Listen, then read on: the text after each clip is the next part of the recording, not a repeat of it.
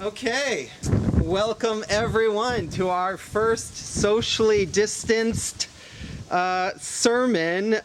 This is going to be a trial of fun. So everybody stand up real quick and say hello. Hello, hello. Oh, and there's David, and my wife was here, but she's not here anymore. Great. And why don't you, Amanda, lead us in the reading, if you would. It's from Genesis chapter 6, verses 9 through 22. This is the account of Noah and his family. Noah was a righteous man, blameless among the people of his time, and he walked faithfully with God. Noah had 3 sons, Shem, Ham, and Japheth. Now the earth was corrupt in God's sight and was full of violence. God saw how corrupt the earth had become, for all the people on earth had corrupted their ways. So God said to Noah, I'm going to put an end to all people, for the earth is filled with violence because of them. I am surely going to destroy both them and the earth. So make yourself an ark of cypress wood, make rooms in it, and coat it with pitch inside and out. This is how you are to build it. The ark is to be 300 cubits long, 50 cubits wide, and 30 cubits high. Make a roof for it, leaving below the roof an opening 1 cubit high all around. Put a door in the side of the ark, and make lower, middle, and upper decks. I'm going to bring floodwaters on the earth to destroy all life under the heavens, every creature that has the breath of life in it. Everything on earth will perish. But I will establish my covenant with you, and you will enter the ark, you and your sons and your wife and your son's wife with you. You are to bring into the ark 2 of all living creatures, male and female, to keep them alive with you. 2 of every kind of bird, of every kind of animal, and of every kind of creature that moves along the ground will come to you to be kept alive. You are to take every kind of food that is to be eaten and store it away as food for you and for them. Noah did everything just as God commanded him. This is the word of the Lord.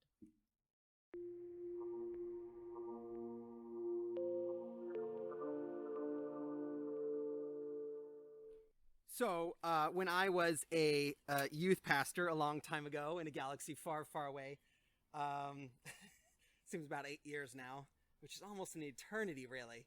I had this youth group, and we had this young man coming for a number of weeks, and it was peculiar. I didn't know at the time, but he was a drug dealer, okay? So we had a drug dealer coming to my youth group. I didn't know this, otherwise I would be a little bit more worried than I was. He wasn't there because he was genuinely interested in finding out what the Bible had to say and how it might apply to his life and having a relationship with God. He was there because he wanted to catch one of the young ladies in my youth group, and so that's why he had come. And so I would do my typical lesson, and I would look out, and I would see him in the back against the wall, and the look on his face was just like hostility and anger, and like he would get up and hit me or something right during the middle of the lesson is what I was worried about. This is how he would be. And it went on for some time like this. And then his birthday came around, and God gave him the most amazing present on his birthday. What do you think that present was? Well, on his birthday, he went somewhere, and as he got up to cross the street, a car came by, and it hit him, and it knocked him out. And when he came to in the hospital, I think it was a few days actually, he couldn't remember how to dress himself, he couldn't remember how to drive his vehicle, and he couldn't remember how to make drugs anymore. He couldn't remember how to make drugs anymore. And so after this, he showed up to my youth group, and the look of hostility was gone. Just kind of a confused, I need to figure out about life sort of thing was on his face. And this was exactly what he needed to make a start. And so in this time, the gospel was shared with him, and he accepted, and he began to turn everything in his life around. the accident that looked like the greatest of all tragedies turned out to be the greatest of all blessings. The greatest of all blessings for him. It turned out to be his salvation. And I want you to think about that and apply that idea and that picture to what we have in front of us this morning. So this morning we're looking at the end of the ancient world. We've spent probably 3 sermons now in the ancient world as it was, 4 actually, right? And so we've looked at the people that were there at first and how they were with God, and then now progressively they're getting further from God, and now God is about to take drastic measures. And there's no way to look at what we have this morning and say, this isn't horrifying. God's saying, I'm going to wipe out man whom I have created. Those are pretty rough words. Let's just be honest, yeah? But it's such an important picture for us. Is that we might think that that's ancient history, but actually what God has said there is a rule that keeps on applying every single life. This idea has been applied to it. Your life, my life, we're all under this idea that is presented here. That there is a flood for all of us, you see. You will see the flood. You will see the flood, and it's called death. And it's going to destroy some. And there'll be those who are saved. And so our idea, the idea I want to give you this morning is the flood will rage. The flood will rage. Cling to your life raft. Cling to your faith. The flood will rage. Cling to your faith. So let's begin. We're going to start in verse 1 of this chapter 6. So this is the very first book in the Bible. This is the story of beginnings. And we're reading the strange story. So just stick with me for a moment. It says, when human beings began to increase in number on the earth and daughters were born to them, the sons of God saw the daughters of human were beautiful, and they married any of them that they chose. They took them and married them, the ones they chose. Then the Lord said, my spirit will no longer contend with humans forever, for they are flesh. They are mortal. Their days will be 120 years. So we're given this first illustration that is going to explain to us basically the way the whole world is at this point. This is the illustration that indicates that something is terribly, terribly wrong. And so God looks out and says, the sons of God are marrying the daughters of men, and this is terribly, terribly displeased. Blow it, send the flood. Okay, that's what happens here. This is the indication of where we're going in this example. And then we ask, well, what exactly is going on here? This is a strange thing. We have to deal with this strange text. Would you know that this is actually the hardest verses in the entire Bible to figure out?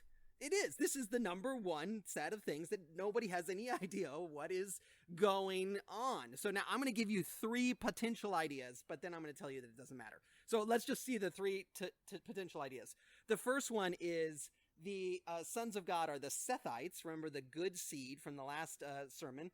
And the daughters of men are the Canaanites. And what God is saying is, you guys should not be intermarrying. These people are faithless, but you are faithful. Don't intermarry. I'm very upset about that. Okay, that's a possibility. I don't particularly think that that's very likely. Second idea, the sons of God are demons, and the demons have come down somehow and taken on some sort of fleshly appearance so that they can get married to the pretty human girls, right? That's what they're thinking. Let's go down. We need our disguise. Let's do this, and then let's get married. And God is saying, no, it's man and wife, not angel and wife. I was thinking about this, actually. There's a lot of movies that have this as their plot line. Down come the angels for love, right? And they get married, or they have a love story at the very least, right? God says, oh, no, this is terrible. And he says, I'm bringing the flood because of this. Okay. Third option is kind of a mixture of that second option. The idea is that the angels, sons of gods, are angels. They're demons, and they've come and they've demonically possessed people. Okay.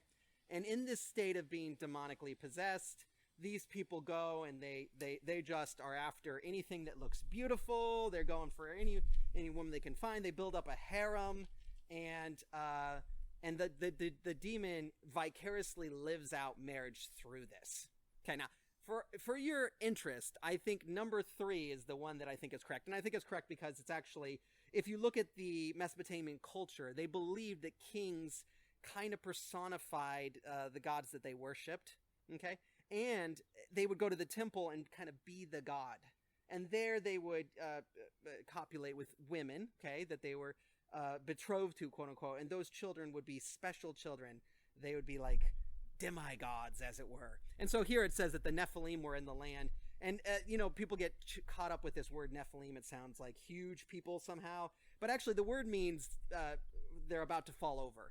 There are people who are about to fall and die, and that's it. So the Bible has named them people that are about to be gone from the earth. The Nephilim are the falling ones. It's very ironic. And the flood is about to sweep them all away. And so they're not actually demigods. They're nothing important. They're just about to go. Anyway, so I think number 3 is the option that's probably correct here. I don't know, though. But it doesn't matter. It really doesn't matter, because we can all see what the problem here is, can't we?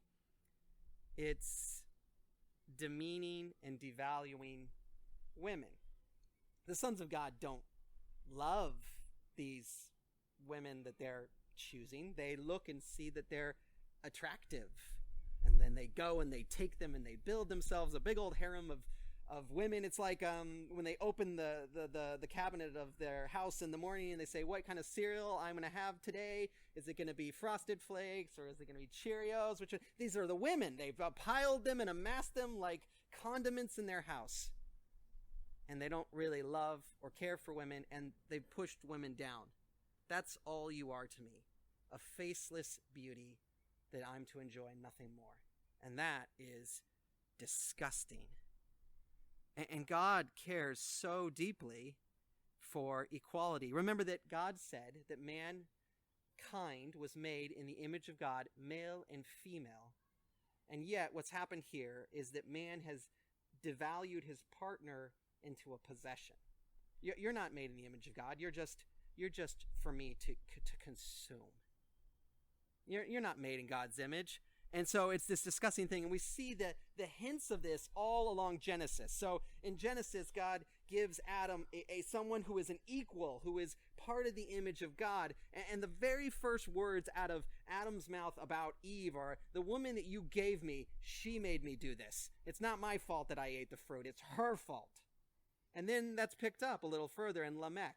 Lamech has 2 wives. That's against God's policy. It's man and wife together being the image of God. Now he's got multiple wives. And what does he say to his wives? Don't you dare cross me, wives, or I'll kill you like I kill all those other people that cross me. That's what he says to her. He's threatening abuse to his wives. You're not important to me. Don't cross me. And then here we have this further thing where these women are just being treated as trophies. And God finds it despicable. Now, here's our first point, right? Okay, so that's what's going to lead. That's the example that's going to lead to the flood. But you know what? It is absolutely true today. It is more true of us than it was of the ancient world. Let's just be honest. You can have a harem on your iPhone. You can have a harem on your computer. Or perhaps you're just going to live a lifestyle that says, I'll go and have fun, and then when the fun is done, I'll just send them away like trash. No need for commitment, no need for love. You're just property to me. And God, let me just tell you, God says that's abominable, and that's part of the reason that I am coming to bring a flood on the world in the past, and then I'm coming to bring judgment in the future. I hate the demeaning and devaluing of women. Oh, and don't we have that story? There's a whole group of women out there, and they get together and they say, men are scum, they've done scummy things, and we don't need them. And you know what? They have a point. That is the history. The history of devaluing and demeaning women. Or perhaps you get the good religious people who have wives, and yet they think of their wife as something less, not an equal partner, not an image bearer of God. I'm the image bearer, and they're kind of the half image bearer. And that's demeaning too. And it's got a religious zeal over it. These are all horrible and hideous ideas, and they're all demeaning the image of God, which we're going to find out is the reason the flood happens, is because there's very little image of God left in the world, and yet man was created to be the image of God. So God's going to say, well, if they don't look like me, they don't act like me, they're not living to their purpose, I think I'm just going to call this a game. Okay? Now listen, this idea of demeaning and devaluing a person doesn't just apply to the opposite sex. It applies to all sorts of people. And so we see this week with the murder of George Floyd. If George Floyd was a white person, he wouldn't have been put down that way, that horrible way, and choked. He wouldn't have been treated that way, but because you got a bunch of white guys who are police officers, now this is the situation. They just think that something's wrong with him because the color of his skin is not their own.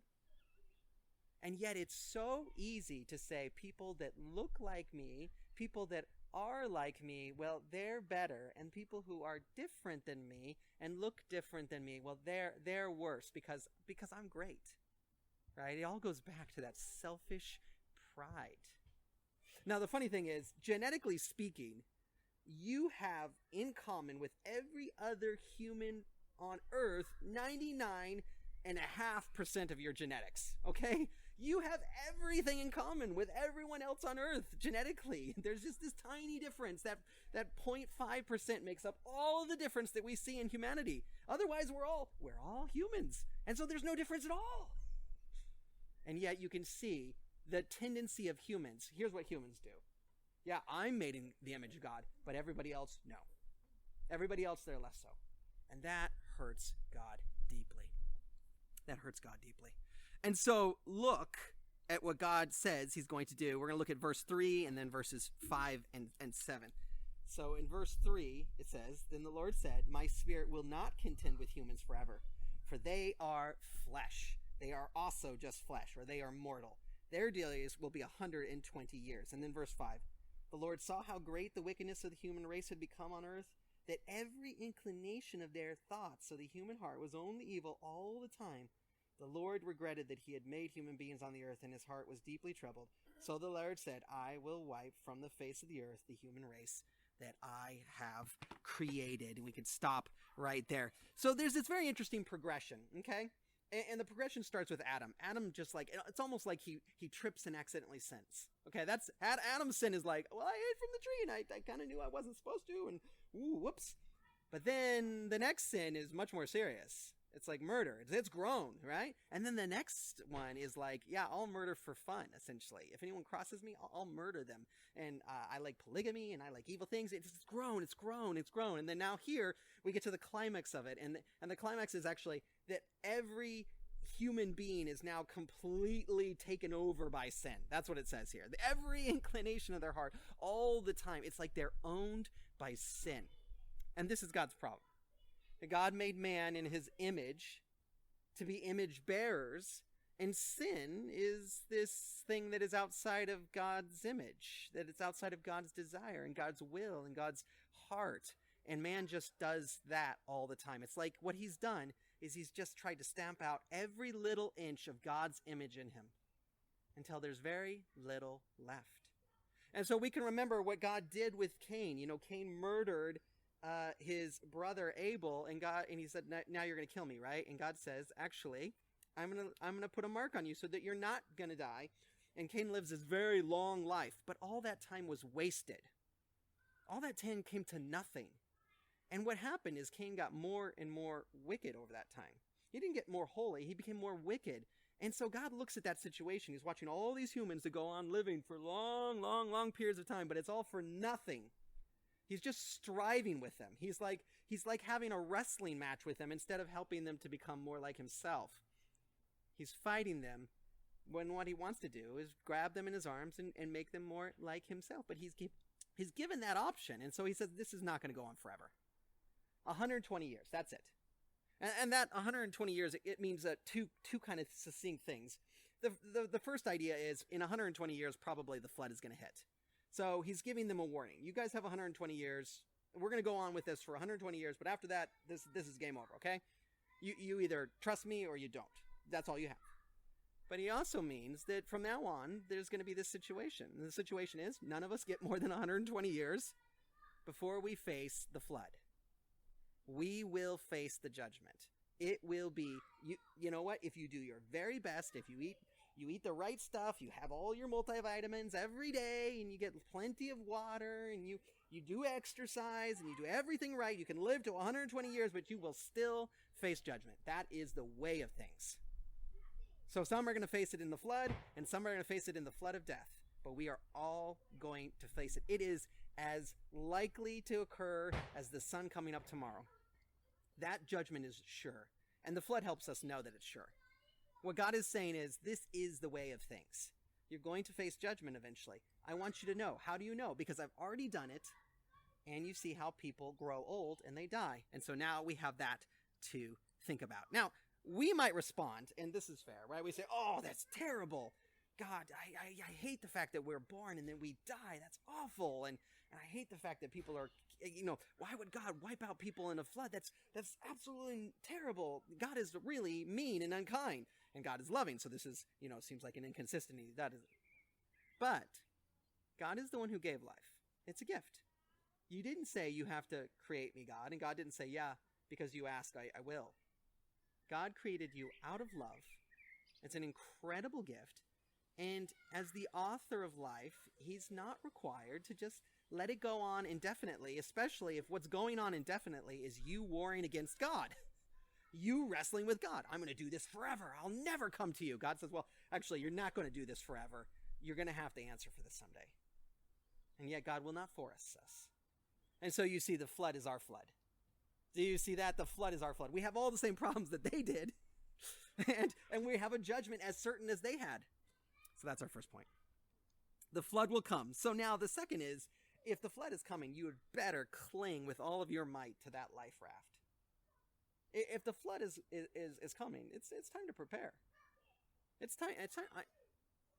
I need to take care of business. The flood is coming. And so we're going to pick up that idea in verse 8, and we're going to read a couple of these bits and pieces of the verses. I apologize that we haven't time to go over every little bit of this, but I'm enjoying the big, broad picture. So starting in verse 8 of chapter 6, we read this. Noah found favor in the eyes of the Lord. This is the account of Noah and his family. Noah was a righteous man, blameless among the people of his time, and he walked faithfully with God. And then let's see, verse 13 says this.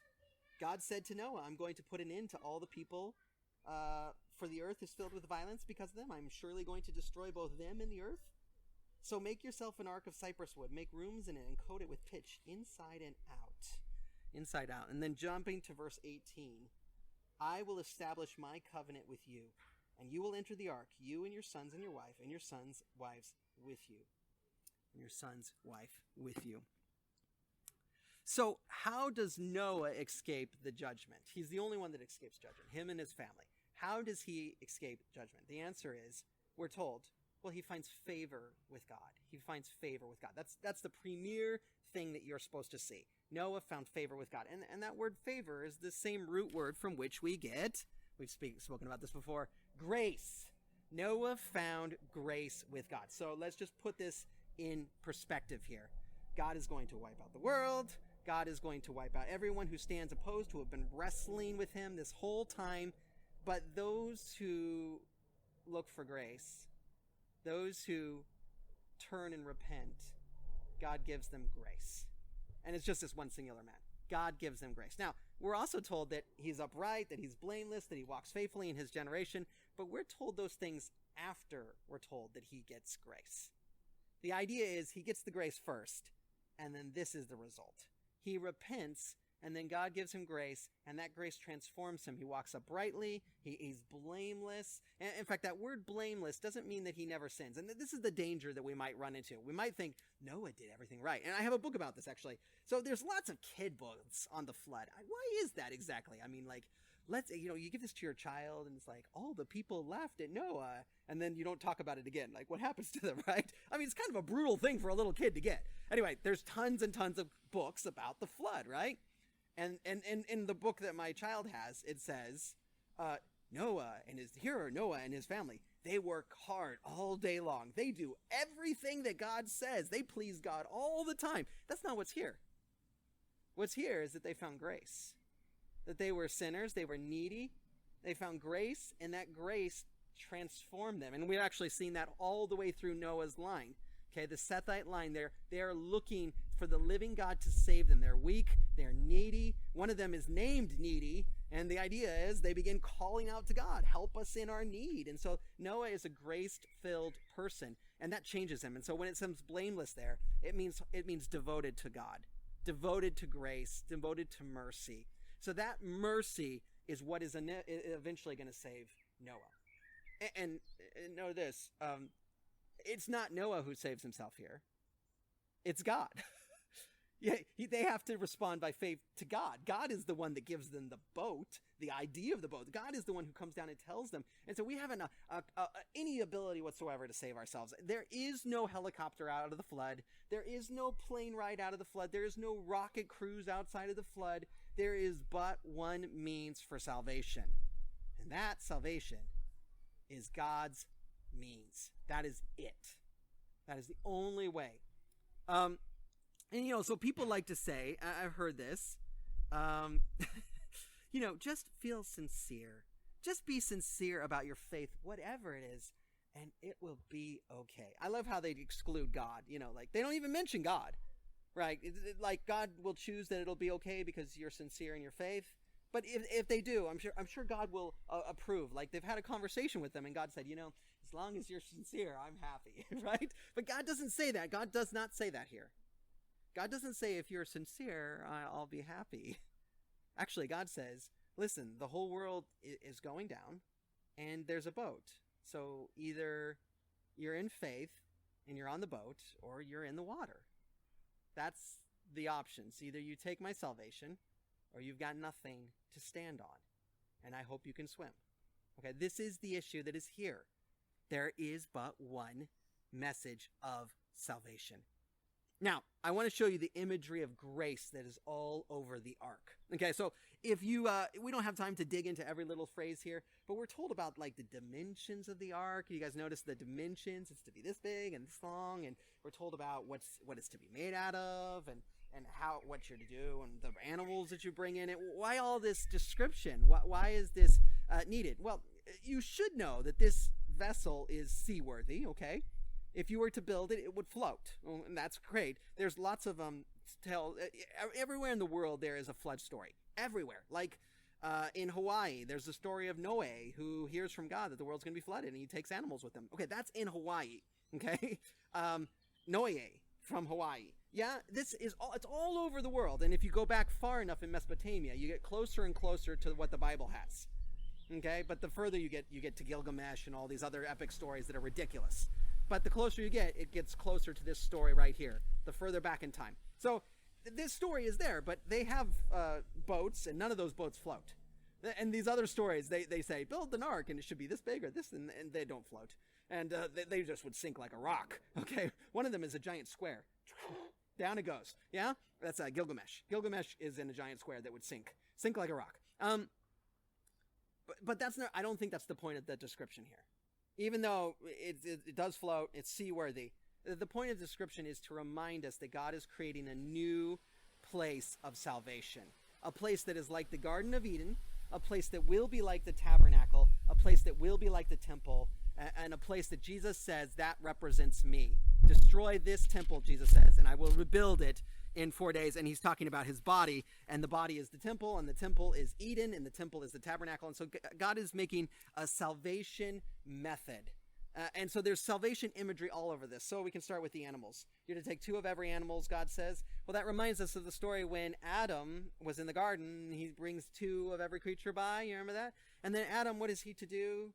He's to name the creatures. Well, here Noah preserves the creature. So he's taking up Adam's role again. And it's enclosed with these 4 walls, and the dimensions are eerily close to the tabernacle. They also remind us of the garden. Remember, the garden isn't a garden, it's an enclosed space. And so we get the idea. This is the new Eden right here. And furthermore, he's to cover it front and back with pitch, up and down. Every inch of this thing is covered in pitch, and that word cover is the same word that we get for atonement. The act of God forgiving man for his sins. He says that is to cover the ark in its entirety. So this is the new Eden. This is the new Garden of Eden. This is the new place. And so what God is saying is, listen, Noah, if you will trust me, if you will repent as you have, and you will trust me, I'm going to cover this place in grace. And then here's the deal. I'm not going to hold you to the effects of sin, and I'm not going to hold you to the judgment that I'm bringing on the world. You will pass through it. And thus is the picture of the ark that we have before us. It's a singular salvation with certain destruction in the looms. And this is what God does over and over and over again in the Bible. Okay? This is singular salvation. The ark is the first one. Then you've got the death of the firstborn in Egypt, singular salvation with certain destruction. Then you've got the passing of the people through the middle of the sea, singular salvation, certain destruction for everyone else. This imagery, and then it goes all the way to Christ. It goes all the way to Christ who dies for us. And if we will trust in Christ, then we'll have that singular salvation when there is certain destruction in the flood of life, which is our death and facing the consequences for our sins. So the flood comes. Cling to your life raft. The life raft is faith. The life raft is faith in Christ. So how do we apply this message?